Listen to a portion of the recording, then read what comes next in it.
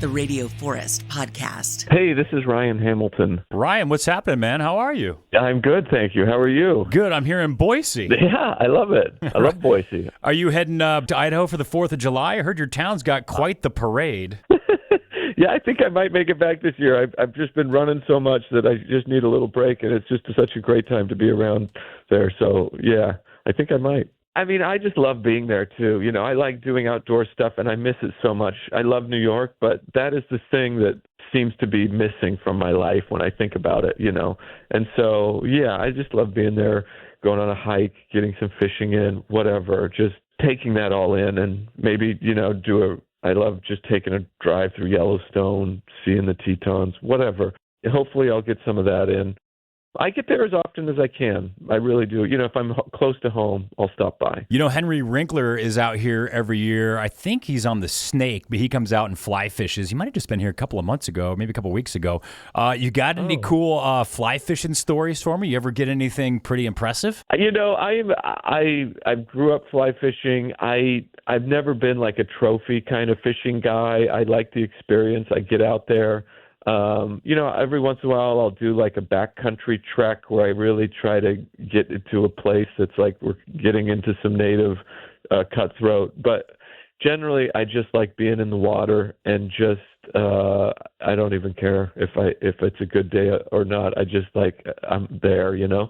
I've tried to do it in New York. I rented a house for a summer up in the Catskills, which I didn't even realize this till I moved out here, but is like the birthplace of fly fishing in America, they call it. They have a fly fishing museum up in the Catskills, actually, and the roots of it go way back to like Scotland and Ireland, and this was one of the first places that fly fishing actually came into America, and there's some beautiful little,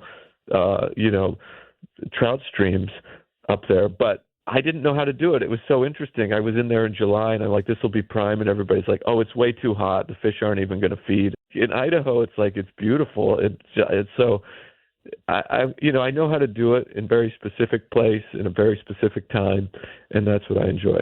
So have you done any then fly fishing out at the Tetons or Yellowstone, being so close? Around the Tetons, I've got some spots, but no, there's so much around where I grew up that it's hard for me to go any place. I don't ever feel the need to go to a place there might be more people, and I know how to do it where I am, and it's just like maybe someday I'll do a little more of that. I don't know.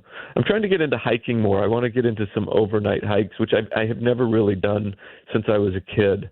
So that's kind of my next outdoor thing. Tom Papa and I have been talking about doing I don't know if you know Tom Papa, but he's sure, yeah. He makes his own bread and stuff, yeah. Yeah. We've been talking like we need to do a trip, and that to me, to go on a trip like that with a comedian buddy would just be a joy. So we're trying to research something. Yeah, where would you go? Because pretty much every state has some sort of iconic, state trail or state park or national park. I mean, Tom's been pitching me like southern Utah.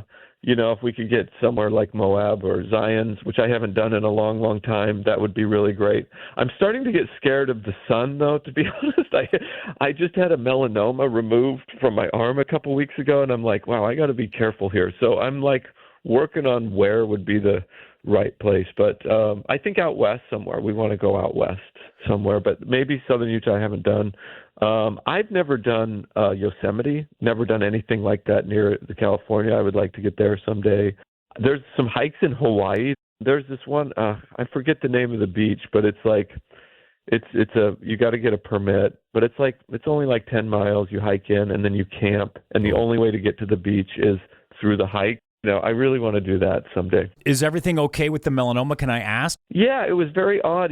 I tried to get checked every year, and I was trying to make that a regular thing, and I just happened to be at the dermatologist for something else, and I was like, I think it's been maybe 2, maybe 3 years. And she goes, let's just do it right now. So anything concerning? And I go, I got this little thing on my arm that cosmetically it kind of bothers me, but and she goes, it looks a little weird. I'm sure it's nothing. Don't lose sleep over this. I'm going to biopsy it. Don't worry. 7 days later, she said, that's actually a melanoma. And she said that the new tests are so sensitive and so specific that this probably wouldn't have even been picked up a few years ago. But now the tests they've even gotten more sensitive. So she said, because it's a melanoma, they have to do certain margins. So it's a little more, it was called a melanoma in situ, which means that it hadn't even penetrated the top layer of the epidermis. So Oh, wow. it was the early stage of that. But yeah, all good. All the tests came back with the margins, like it's all clear. But now she's like, you have to get checked every 6 months now. So, I have cancer history in my family. I'm sensitive to that issue. I do some work with some nonprofits around cancer. And so, yeah, it just woke me up to being like, these screenings, no matter what kind of cancer it is, do it, do it. So that's where I'm at. But everything's good. Everything's all good. So we've covered cancer. We've covered fly fishing. Yeah. Ryan's a comedian. I'm sorry to be such a downer. Yeah, we're really getting into the depths of comedy here. How is Fallon? How do you like the talk show circuit? I love doing the Night Show and talk shows.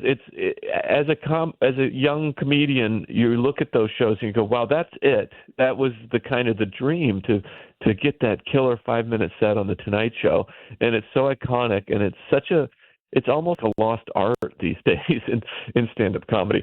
To put together that 5-minute set that introduces yourself, that is solid throughout, and closes strong is so hard to do. It was my third time on the Tonight Show, and I'm glad it exists like that still. Yeah. Is it difficult to craft? You kind of touched on it a little bit. Crafting a set, say you go to a new comedy festival and nobody knows you, like you're just going up at a comedy fest, versus the Tonight Show crowd. I mean, they're there to laugh, but not necessarily to see you, or is kind of like a joke is a joke and it'll work anywhere? I try to craft stuff that works anywhere, and that's kind of the challenge and the fun of it, So I try to get stuff that I can which is also kind of a bit of a lost art, where I can go in a basement in Greenwich Village, I can go to a corporate event, I can go on the Tonight Show, I can do a bar in Montana, and it all works. Like, I really like working that way. That's just what I enjoy. And so I try to craft my stuff that way, intentionally. But yeah, they're all different, but what comedians are good at is adapting. And so we adapt fast. So you get into an environment and you go, okay, now I know how to do this. This is the settings for this thing. So let's click into those settings. That's how I think about it. Ryan has a new special out on Netflix now. This just hit me a couple of years ago. You got hit by a bus. Long-term effects. How you doing? Yeah. I have a titanium plate in my arm now. I had 10 broken ribs and a punctured lung, and I healed well. I've nearly all my mobility in that side of my body. I get a little click and a little ache once in a while. Over time, it still gets better, but it was interesting because it really established that intense physical therapy. It forced me into a habit of taking care of my physical self, seeing my body respond to that. Yeah. And it was magical to see, wow, your body is an amazing thing. And if you put in work, it will respond. It programmed me to keep that going. So now I see a trainer 3 days a week, and I work on resistance training with him, and I've been doing that for a few years now. So in some ways, I still am like a little lopsided in terms of my strength. Like when I'm doing a press or whatever, it's like, let's get that left side. My trainer's like, what's wrong with you? I go, let's just keep going. I think I might be stronger than before my accident in some ways, like physically even. So it's interesting. You never know what's going to come out of life experience, and you don't want anything like that to happen. But those are some of the things I learned. So your first time back on stage, are you nervous? Do you have kind of like, I forget how to do this? Talk about getting hit by a bus, or did you know right away, like, this is a good set of material and I can find humor in this? I didn't know right away. It's very hard to know anytime if something, until you bring it to the audience, like, is this going to work? It was unique in that I knew I had to talk about it, and I'd never had a topic that I had to talk about. I'd always been searching for, what do I want to talk about? Is this interesting? But this was unavoidable.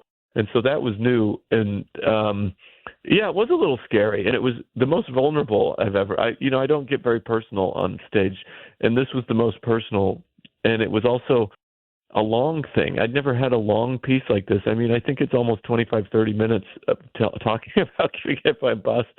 So that was all new to me. It was cathartic. I think it was really helpful to me. And then also when I taped it, this was unexpected. I had this huge relief I didn't know was coming, where I'm like, okay, I don't have to relive this every night. So it was an interesting thing, but I learned a lot comedically too. On the road now, though, do you still have to mention it? What's the time capsule like for this event that, like you said, definitely changed you, but you don't want to be the bus guy forever, and clearly you're not going to be. And the second half of the special goes into other parts of humor. So at what point does this get packed up and put away? Is there well, I'm trying to put it away as fast as I can. I mean, now that it's out, I want people to have new material when they come see me. So I'm really hustling to get that done. It's interesting as a comedian because you put it out and immediately, you work so hard on it, and immediately we turn things around fast, and now people will go, I want to come see you. But with comedy, it kind of needs to be new. Musicians put out an album and then they tour with that album. Comedians put out a special and then they have to tour off that special, but with new material is kind of the expectation. So I'm trying to get out of it as fast as I can. I don't think I need to talk about it anymore. I think I've satisfied it. Yeah. Bob and Tom, earlier, you guys were talking a little bit about Seinfeld. What were they saying about the movie theater? Does he rent a movie theater and you guys watch movies together? Yeah. Is that kind of what it was? Yeah. Going on the road with Seinfeld is he refines his life, and I've learned so much from him about how he balances his career and his life. When we go on the road, he loves to make it the most enjoyable experience. It's already fun. We get to do the most fun thing in the world. He makes it this great experience. We fly in Friday, do the show Friday, Saturday morning. We have breakfast, and then we go to a movie that's all prearranged, and he's bought the theater out. Get to enjoy it, and we get to yell out at the screen and have fun. It's just like we see the movie and we can critique it, and it gives us something to talk about. It's so fun. And then we go to lunch, and then we go for a half-hour walk after lunch, rain or shine. If the weather's bad, we go to the hotel treadmill and walk in our street clothes and talk jokes and what we're going to work on that night. And then we go do the show. And it's just like it frees your mind. You don't have to make decisions. You don't have to go, are we going to the museum? Are we going to go? You just know what you're doing, and it's an enjoyable thing. So it's cool. Two specials, Happy Face, and now This Just Hit Me, Ryan Hamilton. He is on the road through 2026. Ryan, thanks for talking to us today, man. It's so nice to chat with you. Oh, it was a pleasure, and thank you. I really appreciate it. And I'm coming to Boise. It's not announced yet, but we got a date, January 22. So in the next couple of weeks, look for an announcement for Boise, January 22.